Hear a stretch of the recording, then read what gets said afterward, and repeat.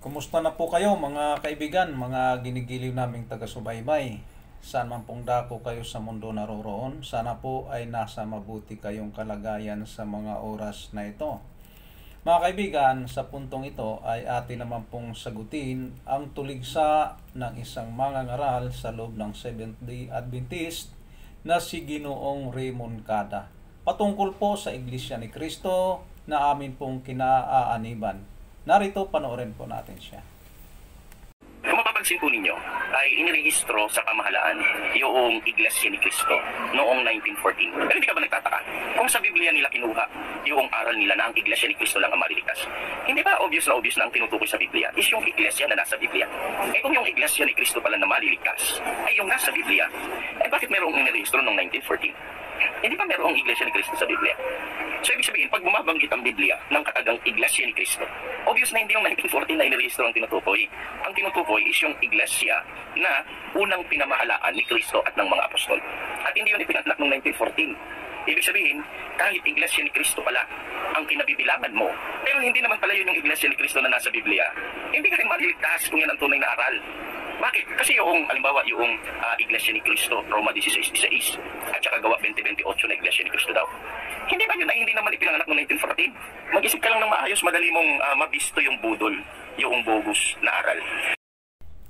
Yun po mga kaibigan, ang magiting na tuligsa ni Ginoong Raymond Cada laban po sa amin sa loob ng Iglesia ni Cristo na ayon sa kanya, kami ay hindi maliligtas sapagkat hindi kami ang Iglesia ni Cristo na lumitaw noong unang siglo na pinamunuan mismo ng ating Panginoong Hesukristo at ng mga apostol. At nais din na iparating ni Ginoong Moncada na aral sa loob ng Iglesia ni Cristo na kami ang Iglesia ni Cristo na nasa Biblia na pinamunuan ng ating Panginoong Hesukristo at ng mga apostol. Mga kaibigan, kayo po ang saksing buhay na kailanman ay hindi po namin ipinapangaral kahit nasa mang dako, sa radyo man at sa telebisyon na kami ang Iglesia ni Cristo noong unang siglo. Manapa, amin pong ipinapangaral na ang Iglesang iyon ay natalikod. Kaya, mali pong paratangan kami na inaangkin namin na kami po ang Iglesia ni Cristo noong unang siglo. Ginoong Raymond Cada, bago ka tumuligsa, mas mabuting alamin mo muna ang aming aral. Kami ba, inaangkin ba namin na kami ang Iglesia ni Cristo noong unang siglo? Wala po kaming aral na ganon. Sabi nga po ni Ginoong Soriano, wala nun. Kaya ang tuligsa nito ni si Ginoong Raymond Cada ay mali at hindi tama. Bakit mga kaibigan? Hindi po niya alam yung aming aral eh. Ang aming aral mga kaibigan, mayroon pong tatlong bahagi o tatlong pulutong ang Iglesia ni Cristo noong unang siglo at yung pangalawa ay ang mga Iglesia ni Cristo sa pangangaral ng Apostol Pablo at ang Iglesia ni Cristo na hinulaan ni Apostol Pedro, ni Propeta Zacarias at ni Propeta Isaias at ng mismong hula ng ating Panginoong Hesukristo na kanyang mga tupa na nasa malayo. Kaya umpisahan po natin mga kaibigan ang hula ni Propeta Zacarias na atin pong mababasa dito po sa Zacarias 13, talatang 8 hanggang 9 ay ganito po ang ating matutunghayan. At mangyari na sa buong lupain, sabi ng Panginoon, dalawang bahagi ay mahihiwalay at mamamatay, ngunit ang ikatlo ay maiiwan, at aking dadalhin ang ikatlong bahagi sa apoy at sila'y dadalisayin ko na parang pilak na dalisay, at sila'y susubukin ko na parang pagsubok sa ginto. Sila'y magsisitawag sa aking pangalan at aking silang didinggin. aking sasabihin siya'y bayan ko, at kanilang sasabihin ang Panginoon ay aking Diyos. Mga kaibigan, ang tatlong bahagi na ito o tatlong pulutong na mga lingkod ng ating Panginoong Diyos, ang una, ang banggit dito ay mahihiwalay at ang pangalawa ay mamamatay. Katumbas po noon mga kaibigan ay maitatalikod. Natupad yung babala ng ating Panginoong Hesukristo na pag-alis niya ay hindi patatawarin ang kawan.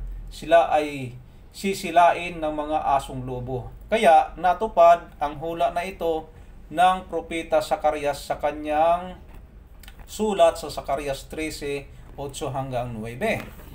Meron nabanggit dito na ang ikatlo ay maiiwan. Katumbas po nitong maiiwan mga kaibigan ay hindi po ito mahihiwalay sapagkat dinadalisay po ito ng ating Panginoong Diyos na parang pagdalisay sa pilak at ginto. Kaya ang tatlong bahaging ito ay tinatawag ng ating Panginoong Diyos na bayan ko. Ibig sabihin, kanyang mga lingkod ito mga kaibigan. Ano po ba ang hula naman ni Apostol Pedro patungkol po sa tatlong bahaging ito na bayan ng ating Panginoong Diyos? Pakinggan po ninyo ang ating babasahin dito po sa Gawa 2:39 na ganito po ang ating mababasa. Sapagkat ang pangako ay para sa inyo at sa inyong mga anak at sa lahat ng nasa malayo, sa bawat taong tatawagin ng ating Panginoong Diyos. Mga kaibigan, ang sabi po sa talata na ating binasa, sapagkat ang pangako ay para sa inyo. Ang inyo po ditong nabanggit ay para sa mga Hudyo at sa inyong mga anak. Mga anak mga kaibigan ay mga iglesia ni Kristo sa dako po ng mga hintil na bunga ng pangangaral ng Apostol Pablo sa dako ng mga hintil. Kaya ang tawag ay mga anak. At sa lahat ng nasa malayo, sa bawat taong tatawagin ng ating Panginoong Diyos. Ito nga po yung iglesia ni Kristo na nandito lumitaw sa malayong silangan sa bansang Pilipinas na binabanggit sa Gawa 2:39 na nasa malayo, na hinulaan naman ni Propeta Zacarias na hindi na ito maitatalikod pa. Paano po ito hinulaan din ng ating Panginoong Hesukristo? Ang pangatlo, pakinggan po ninyo ang aking babasahin dito po sa Juan 10:16 ay ganito po ang sinasabi ng ating Panginoong Hesukristo. Meron akong ibang mga tupa na hindi sa kulungang ito. Sila ay kailangan din namang dalhin ko at kanilang diringgin ang aking tinig. At sila'y magiging isang kawan at magkakaroon ng isang pastor. Mga kaibigan, ito po ang hula ng ating Panginoong Hesukristo patungkol po sa pangatlong bahagi na nasa malayo. Sila po ay dadalhin din sa kawan para magiging isa. Bakit sinabi dito na hindi sa kulungang ito? Sapagkat ang mga tupa na ito ng ating Panginoong Hesukristo ay nasa malayo. Wala pa po sa kulungang iyon sapagkat malayo pa ang panahon ng katuparan sa panahon ng ating Panginoong Hesukristo. At magkakaroon ng isang pastor. Ang pastor na ito ang siyang manguna sa mga tupa ng ating Panginoong Hesukristo na nasa malayo. At ito po ang sa aming paniniwala, ito po ang katuparan po nitong pastor na ito ay walang iba kundi ang aming kinikilalang sugo na si kapatid na Felix Y. Manalo.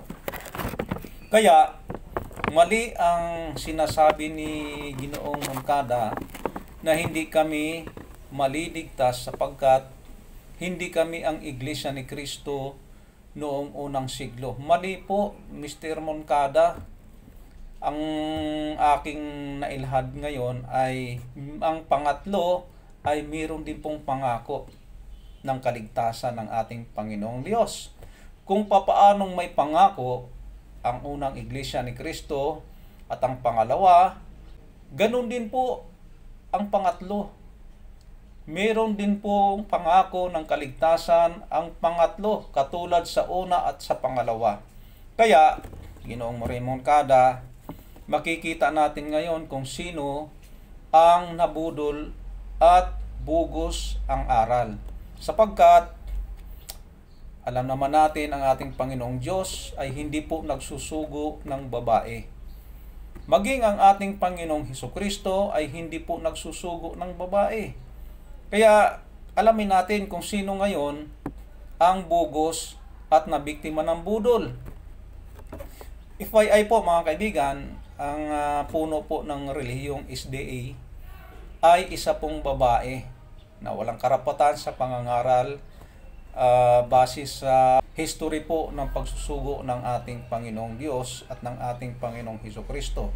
Kaya alamin natin, itanong natin kay Ginoong Raymond Cada, saan sa talata ng Biblia na ang puno mo na si Ellen White ay may karapatang mangaral at mamuno sa inyo.